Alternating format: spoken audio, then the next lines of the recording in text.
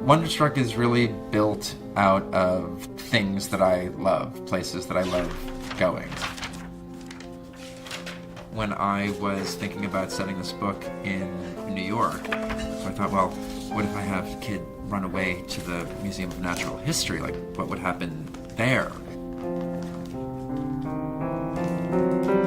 The Industrial Revolution was booming, and populations were coming here to New York. The city needed an institution to teach about the relationship of humans to the natural world.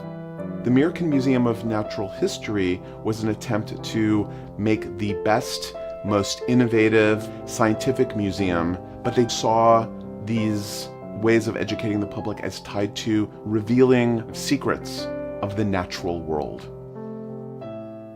One can only imagine how exciting this place was when it first opened its doors. And the amazing thing is, there we are in the Museum of Natural History. It provides the film with so many opportunities. He'll drop his wallet, which Jamie's going to get, and the chase through the museum essentially begins here.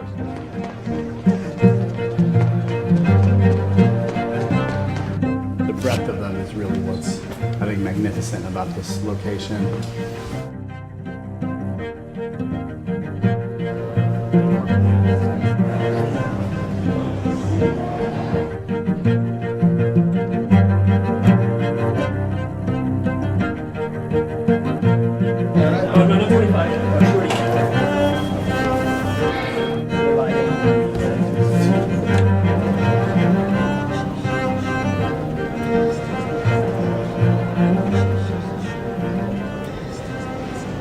And we'll go off the hand. I mean, it should be surreal. Perfect. All right, so let's. I knew that the wolf diorama would have to be one of the central elements.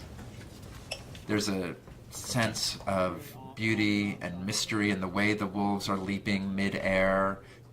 It just always drew me. Shine the flashlight on your own face when I say free, like this, see it? And we'll just put you in position, and you just circle it on your face, and then Joel will circle his light on the wolf face. The wolf diorama is really the epicenter of the narrative, and it runs through the film like an electric current. And by this point, you have slid, right? And then look at him there, Jaden. Look at him. It's a place where a very dramatic and intimate scene occurs.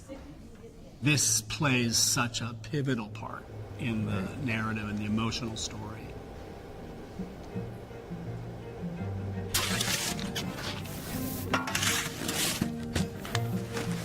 We had opportunity and need to cover the diorama in many different ways for the film.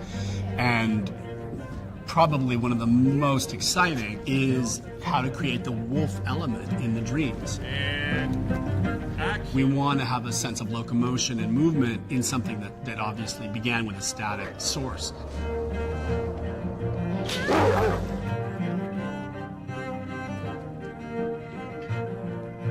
What's really cool about this is that because we're working within intense limitations of something through glass that's static, and you're using the camera to move it around, I think the result is scarier and creepier and more interesting.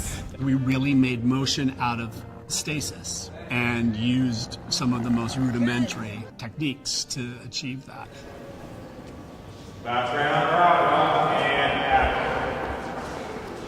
The Museum of Natural History inspired so much of the language within the film itself. Cut. It was an amazing privilege. All right, let's add more light to the lion. Another one bounced here. The themes of the diorama and the practice of the Natural History Museum are things whose meaning gains personal relevance and depth as the film intricately and carefully unfolds. Good.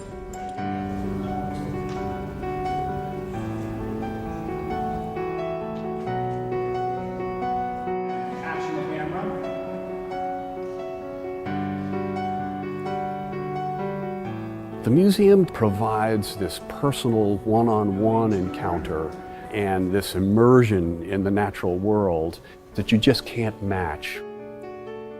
Now, when I look at the story of Wonderstruck, the fact that it's about this boy who ends up at the museum, it feels like it's the most important part, but it just happened because I liked the diorama.